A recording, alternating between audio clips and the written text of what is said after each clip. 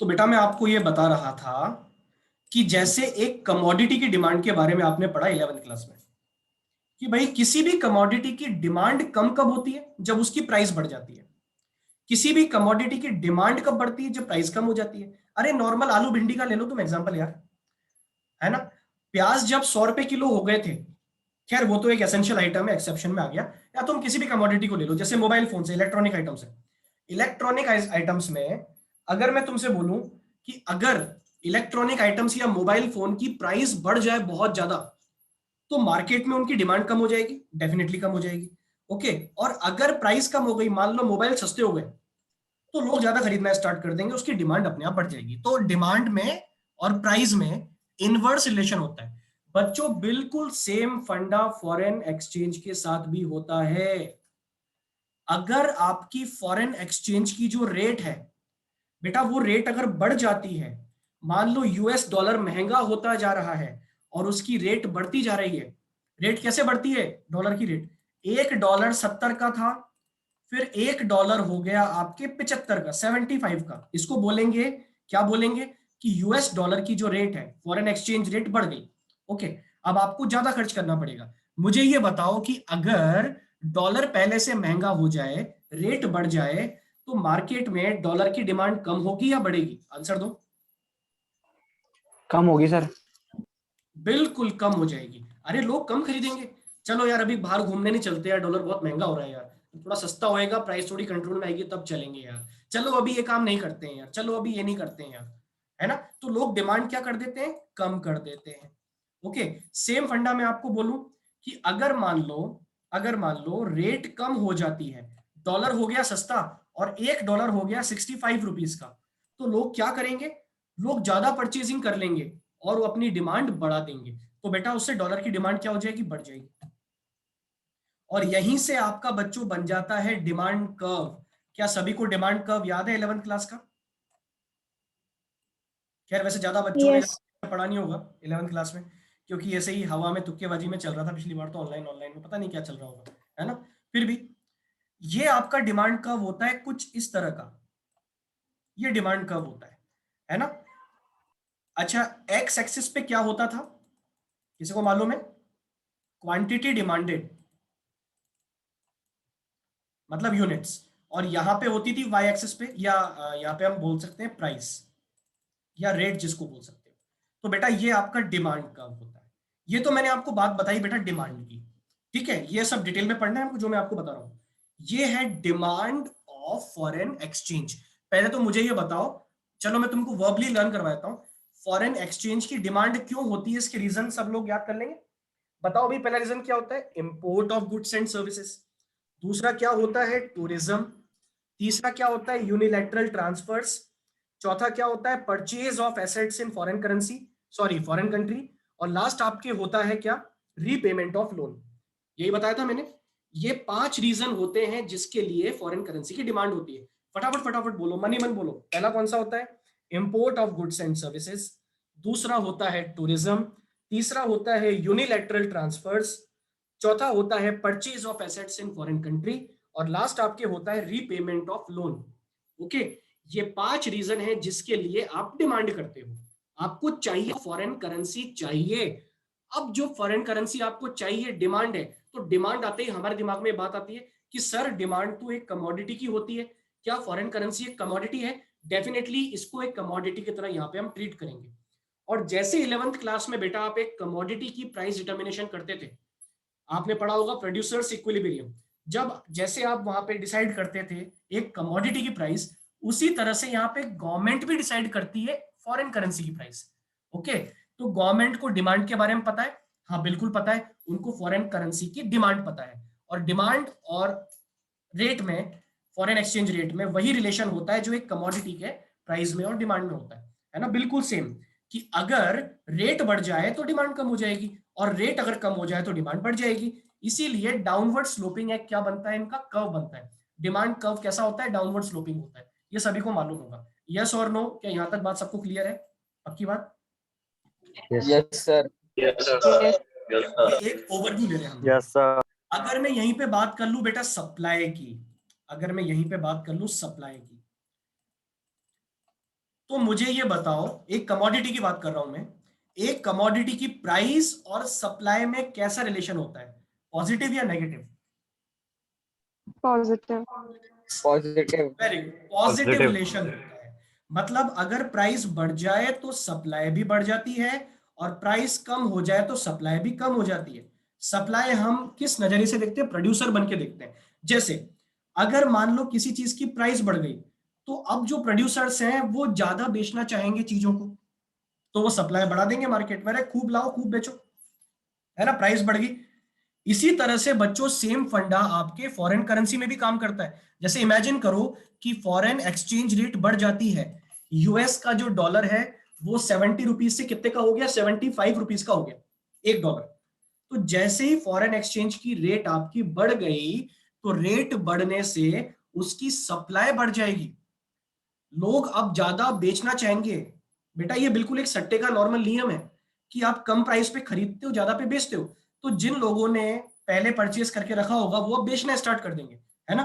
तो ये क्या होगा, इससे सप्लाई बढ़ जाएगी, मार्केट में बेचने वाले होंगे बहुत ज्यादा, खरीदने वाले होंगे कम, तो रेट बढ़ने से सप्लाई बढ़ जाती है। लेकिन अगर मैं उल्टा बोलूं, रेट कम हो गई, मान लो डॉलर सस्ता हो गया, तो मुझे बताओ डॉलर सस्ता अगर हो गया, तो क्या एक्सचेंज सेंटर्स उसकी ज्यादा सप्लाई करना चाहेंगे? क्या क्या ज्यादा बेचना चाहेंगे उसको? Yes no sir. Sir. Yes no, sir. ज्यादा नहीं बेचना चाहेंगे, वो उसकी सप्लाई को भी कम कर देंगे। क्योंकि उनको बेचना कब होता है, जब प्राइस बड़ी होती है तब उनको बेचना होता है। अरे यार प्रोड्यूसर बन जाओ ना, आपको प्रॉफिट कमाना है ना। ठीक है, तो रेट बढ़ने से सप्लाई बढ़ जाती है और रेट कम होने से सप्लाई कम हो जाती है।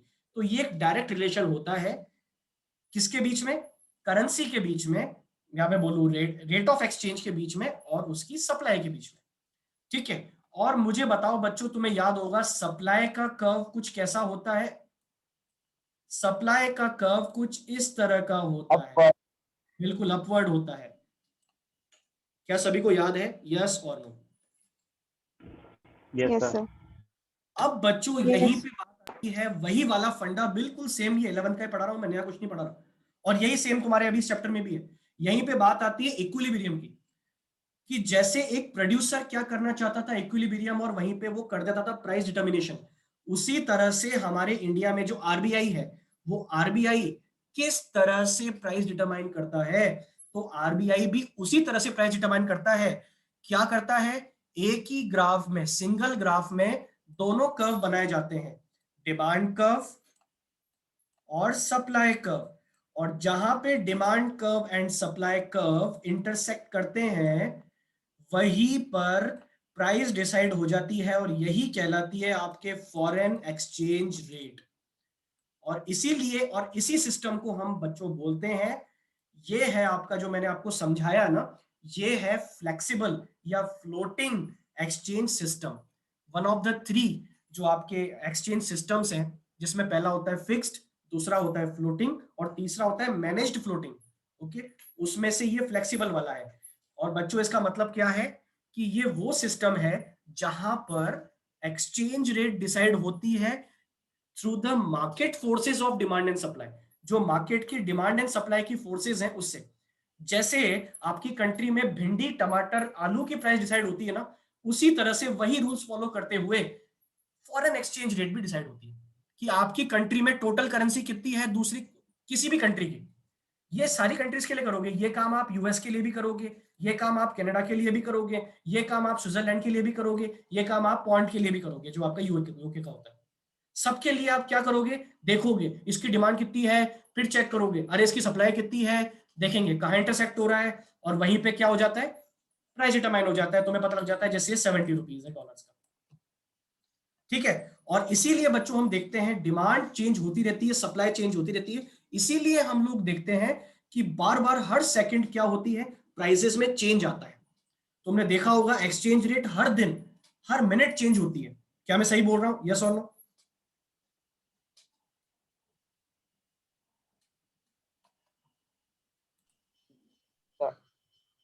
अरे जवाब तो दिया करो।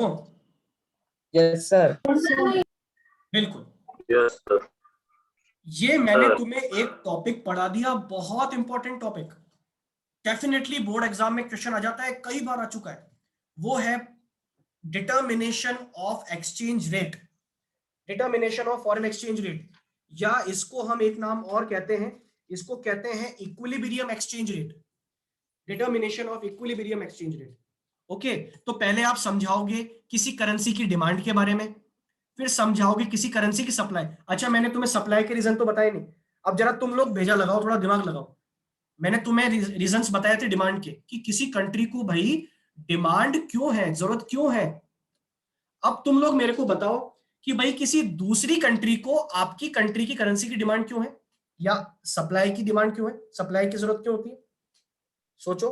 Sir export, very good, export के उनको लिए। भी तो सर एक्सपोर्ट। बिल्कुल, एक्सपोर्ट। जैसे जैसे हमें कुछ खरीदना है यूएसए से, वैसे यूएसए को भी तो कुछ खरीदना है हमसे, तो वो हमें पेमेंट किस में करेंगे, रुपीज में करेंगे। ओके, तो सप्लाई की जरूरत है वहां पे। दूसरा क्या होता है, सर वो इन्वेस्टमेंट भी तो होते हैं, मतलब लगभग बिल्कुल अभी इन्वेस्टमेंट पे आ रहा हूं मैं, लेकिन मैं कॉमन वाली बात कर रहा हूं पहले। जैसे मैंने आपको बताया था यूनिलैटरल, ओके, तो वो यूनिलैटरल वहां भी फॉलो हो सकता है। ओके, कि हमारा कोई बंदा कहां पे बैठा है, यूएसए में बैठा है, और वो वहां से कोई पैसा भेजता है तो रुपीज में भेजेगा, तो वहां पे रुपीज की जरूरत है उस कंट्री को। ओके, और लोन देना, sir assets purchase, asset purchase, definitely definitely इसको भी ले लो, इसको मैं बोलूंगा एसेट सेल करना। ओके, एसेट सेल करने में भी आपको जरूरत पड़ती है, और लोन्स देने में, वहां पे डिमांड में हमने पढ़ा था लोन लेने में डिमांड होती है और लोन देने में सप्लाई की होती नहीं। तो ये कुल मिला के रीजन से ये सब हम पढ़ने वाले हैं, है ना। डिमांड का पूरा टॉपिक है, फॉरेन करेंसी की डिमांड, सप्लाई का टॉपिक है, उसके बाद है आपके डिटर्मिनेशन ऑफ एक्सचेंज रेट, जो मैंने तुम्हें ये लो बैठे बैठे यही समझा दिया। ये चार्ट तुम्हें बनाने के 4 नंबर मिल जाते हैं, तुम्हें पता है। इस चार्ट को तुम्हें बनाना है, एक्स वाई लिखना है, इसको ए बी ऐसे कुछ करके, ये ओ हो गया, है ना, और ये कर्व दिखा के आपको पूरा समझाना है, ये कर्व ऐसा है, ये डाउनवर्ड स्लोपिंग है, अपवर्ड स्लोपिंग है, जहां पे इंटरसेक्ट करता है वहां पे प्राइस डिटरमाइन हो जाती है, एक्सचेंज रेट डिटरमाइन हो जाती है। इतना समझाने के तुम्हें 4 नंबर मिल जाएंगे। कितना इजी है। पहले तो मुझे ये बता दो, ये सिस्टम सबको समझ में आया, थोड़ा थोड़ा याद हुआ, बोलो यस और no. Yes sir. Yes sir. ये मैंने पहले दिन ही तुम्हें समझा दिया, फर्स्ट डे ही। अब कल से हम क्या करेंगे, कल से हम प्रॉपरली इस चैप्टर को स्टार्ट करेंगे। फॉरेन एक्सचेंज क्या होता है उसका मीनिंग पढ़ेंगे, फॉरेन एक्सचेंज रेट क्या होता है उसका मीनिंग पढ़ेंगे, और कल एक बहुत इंपॉर्टेंट टॉपिक पढ़ेंगे, क्लास मिस मत करना। ओके, और उस टॉपिक का नाम है कि जहां पे हम देखते हैं कि करेंसी डेप्रिसिएशन और करेंसी अप्रिसिएशन, प्राइस बढ़ना या घटना। ओके, ये कैसे होता है, क्यों होता है, ये सब हम कल समझेंगे। ठीक है, तो बच्चों अब हम लोग मिलेंगे कल। आज के लिए इतना ही रखते हैं, टाइम हो गया है ना, 5 मिनट ऊपर हो गया, चलो चलो चलो जाओ, है ना, सर वेट कर रहे होंगे। ठीक है, चलिए बच्चों अब हम मिलते हैं कल।